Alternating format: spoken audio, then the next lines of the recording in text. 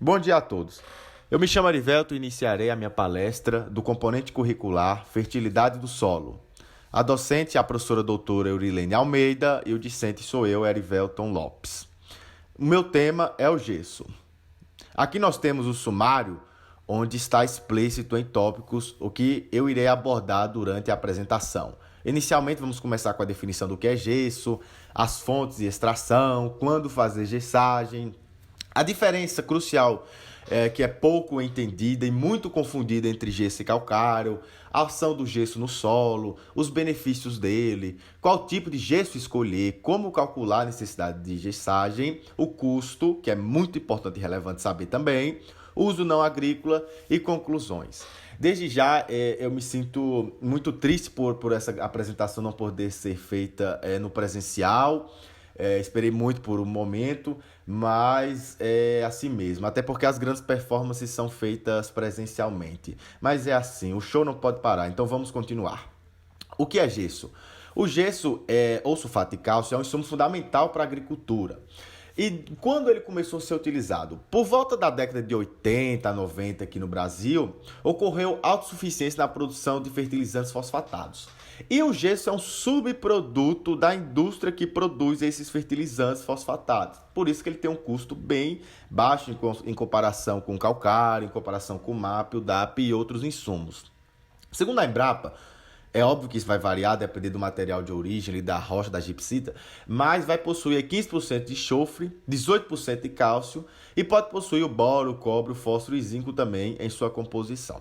A solubilidade dele é bem maior que a do calcário, cerca de 200 vezes mais. Por isso que ele é muito utilizado aí para atuar em profundidade, em subsuperfície do solo. Aqui nós temos embaixo a fórmula química dele, CaSO4,2H2O. E dando continuidade, chegamos aqui a fontes e extração. Basicamente, o gesso ele pode ser obtido a partir da gipsita, que é um material compacto de baixa dureza, ele é pouco solúvel em água e é a matéria-prima do gesso. Aqui nós temos a fórmula química dele. E também, como é produzido o gesso a partir da produção de alguns fertilizantes. Por isso que o gesso ele é um subproduto. Ele é produzido ele é obtido através da reação do ácido sulfúrico com a rocha fosfatada moída, que é moída para a produção do ácido fosfórico, que vai ser utilizado aí para se fabricar o supertriplo, o MAP, o DAP. Então aí, cada tonelada de P2O5 na forma de ácido fosfórico vai produzir 4 a 5 toneladas de gesso agrícola. Aqui nós temos algumas imagens, né, em relação à extração. Então, quando se pensar em fontes de extração de gesso, basta se pensar na fonte de extração aí dessa rocha fosfatada. Então, se eu tenho lá 1 milhão, digamos assim, em exemplo, 1 milhão de reservas ali, 1 milhão de toneladas de rocha fosfatada, eu tenho 4 a 5 de gesso agrícola, então, que vai ser obtido através do processamento para se obter os adubos de primeira classe, digamos assim, que é o super simples, que é o super triplo, que é o MAP, que é o DAP, dentre outros adubos fosfatados. Quando fazer gessagem? É uma questão que precisa de atenção e que precisa ser bem ponderada. Eu tenho aqui valores bases para eu saber quando eu tenho que fazer a minha gessagem. Então, como é que eu sei? Eu tenho que fazer uma análise química. Não adianta chegar lá e achar que é só jogar 3, 4, 5 toneladas, porque a gente vai perceber que o gesso ele é muito positivo, mas superdosagens de gesso se tornam negativas. O cálcio, nós temos o elemento cálcio aqui. Quando estiver abaixo, o cálcio aqui de 0,5 centimol decímetro cúbico, centimol cárbico decímetro cúbico, é interessante fazer a gessagem. Só ele, não. Porque o calcário, por si só, já fornece o cálcio. E aqui a ideia do gesso não é só fornecer o cálcio e enxofre, mas neutralizar aí, juntamente com o calcário, conseguir melhorar as condições de alumínio do solo, que é um elemento tóxico para a planta. Não é um nutriente, é um elemento. Quando o alumínio estiver superior a 0,5 centimol carga por decímetro cúbico, quando o M%, a gente lembra que o M% é a saturação por alumínio, não é? Quando estiver superior a 15 a 20%, e quando o V%, que é a saturação por base, a soma do cálcio, magnésio, sódio e potássio do solo, estiver inferior a 35%. Então, cheguei lá na minha análise química, cheguei no produtor, estou trabalhando na revenda, formei em engenheiro agrônomo, sou uma pessoa especial, não sou Posso ser, eu posso não ser especialista na área, mas eu tenho que entender o básico de interpretar uma análise química. Então, cheguei lá no produtor, pedi análise química, ele me deu análise química. Vou observar essas variáveis, esses elementos aqui. Olhei aqui os meus valores e aí eu decido ou não se a gente tem que utilizar o gesso para melhorar as condições do solo, já que o gesso é trabalhado, é visto como condicionador de solo. Então aqui tem duas amostras, tem uma amostra na verdade, né, com duas tabelinhas aqui, de uma fazenda que eu trabalhei no Mato Grosso. Pra gente não perder muito tempo, vamos focar só nessa 37 aqui, ó, o talhão 37, que eu mesmo coletei essas amostras aqui.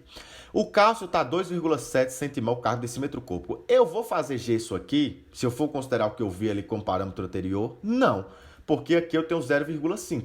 Se estiver abaixo de 0,5 é interessante, e 2,7 está acima de 0,5. Então, é só isso que eu tenho que ponderar? Não. Vou ponderar mais o quê? Volta aqui comigo. Alumínio também. Vou ponderar alumínio. Cheguei aqui em alumínio 0,0. Graças a Deus está perfeito lá. Então, não tem necessidade.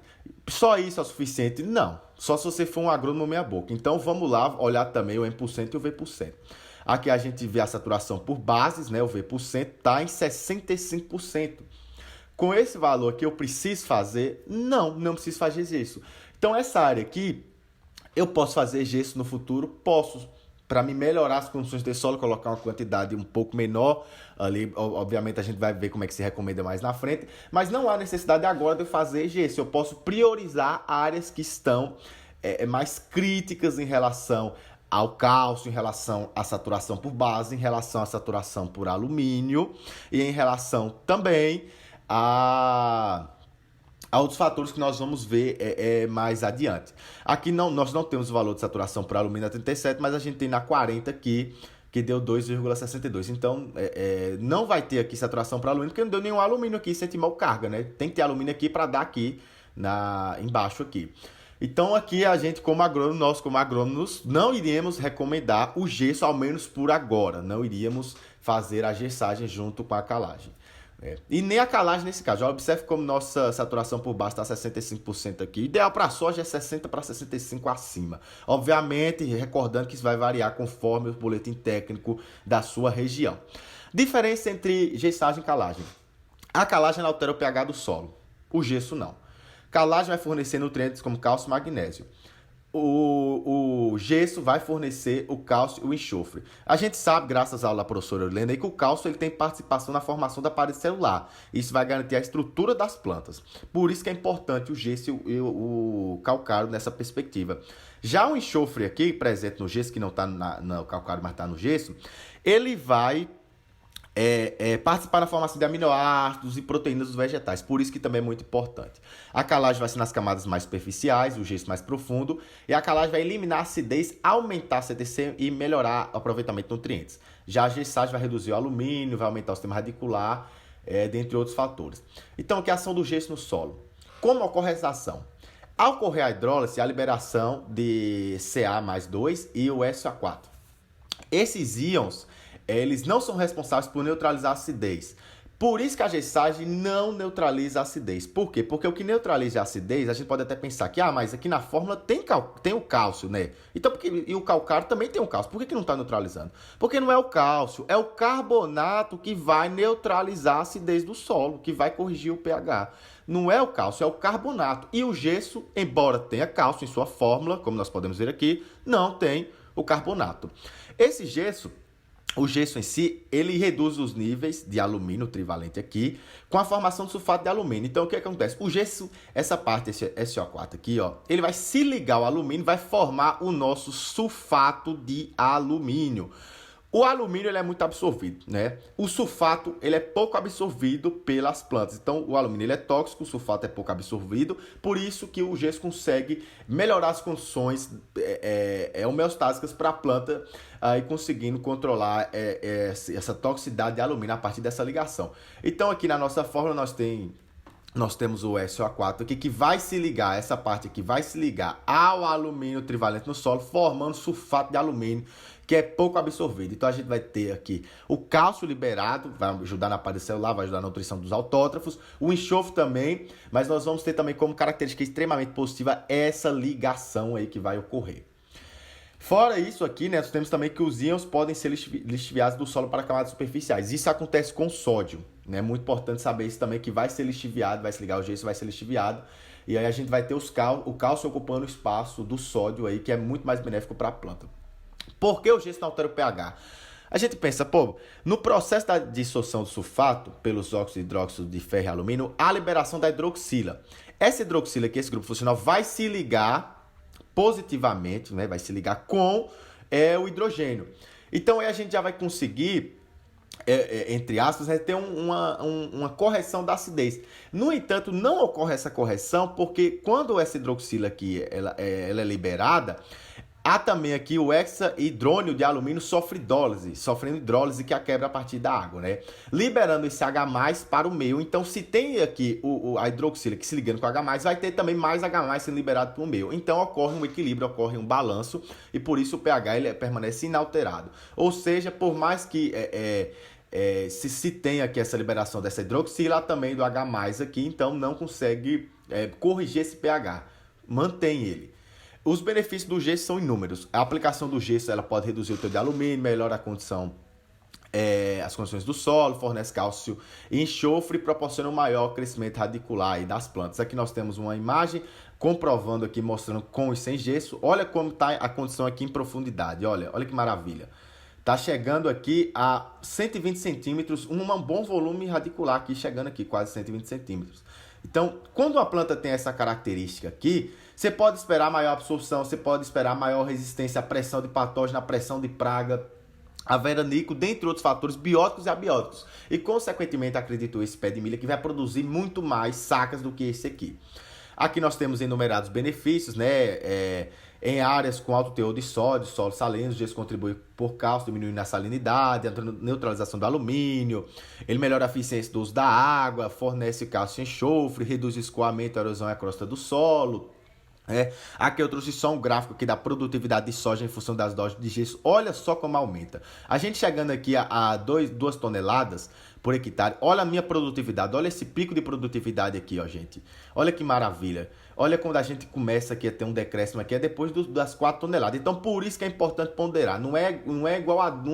Nada é quanto mais melhor. Existe... Aqui é uma curva, né? Uma regressão quadrática, como a gente está estudando estatística, que mostra que em determinado momento vai ser maléfica a aplicação em grandes quantidades de gesso. Por isso que tem que saber ponderar muito bem.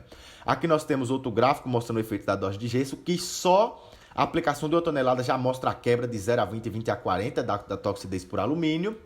Outro gráfico aqui mostrando o aumento do V% e distribuição de raiz na cana-de-açúcar. Olha só que maravilha. A gente olha, vamos focar só nesse gráfico aqui, que o nosso tempo é bem curto.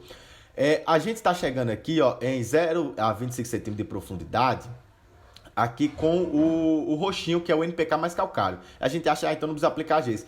Mas quando a gente chega aqui nas camadas mais profundas, olha o escurinho aqui, olha o NPK mais o gesso aqui, o calcário, olha eles mostrando que o sistema radicular, o volume radicular, que a distribuição das raízes foi melhor graças a esse gesso. Por isso que é importante o gesso.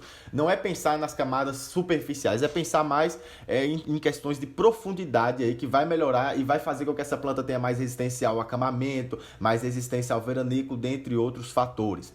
Qual tipo de gesso escolher? Existe atualmente no Brasil o gesso agrícola natural e o fosfogesso. A diferença é que um é obtido através aí da gipsita, né? E o outro aí vai ser através do resíduo da produção de fósforo. Então, qual que eu tenho que escolher? Basicamente, existem poucas diferenças aí entre eles, só que o fosfogesso ele é mais úmido, então ele vai ter mais problemas aí na aplicação. Mas o que é muito considerado aí é em relação mesmo ao custo de transporte, de frete aí, que vai fazer com que o produtor ele decida juntamente com você qual utilizar. Basicamente não há muita diferença fora essa entre eles, a composição não difere muito não. Como calcular a NG? Bem, a necessidade de gesso ela pode ser calculada por várias fórmulas. Eu trouxe essa aqui e vamos explicitar rapidamente. Onde 0,30 vezes a necessidade de calcário, você tem que calcular a necessidade de calcário antes, né? E aí você vai chegar a essa fórmula aqui, que é a sua O QG é a quantidade de gesso, a necessidade de gessagem vai estar aqui, né, que você já calculou antes aqui, multiplicando 0,30 pela necessidade de calcário. Aqui tem o SC, que é a superfície coberta pelo gesso, que você vai considerar 100%, ou se for em faixas como no café, 75%. E aqui nós temos o PF, que é a espessura da camada onde o gesso deverá agir. Então basta aplicar os valores na fórmula e você consegue aí realizar. Aqui nós temos outra fórmula, que é com base na textura, que é da fonte Vitti-Priori, que aí você pode estar utilizando aí com base na sua textura, por isso que é importante a análise física também do seu solo, para culturas anuais e perenes. Aqui chegamos ao custo, como é um subproduto, é bem mais em conta do que qualquer outro insumo. Se você comparar o gesso com o calcário, você vai ver que o gesso é quase de graça. É R$30 por aí uma tonelada, só que você tem que considerar o custo de transporte também e o custo de aplicação, que pode pesar no bolso e por isso precisa ser bem ponderado também. O uso não agrícola, principalmente material de construção. O gesso ele é moído e calcinado. Calcinado ele é esquentado, aquecido, para remover a maior parte da água. Isso aqui forma a argamassa semi-hidratada, que é o gesso de Paris. Depois, quando vai se fazer os tratos, as obras, aí é feito adicionar água, e aí sofre expansão, endurece e dá para ser utilizado.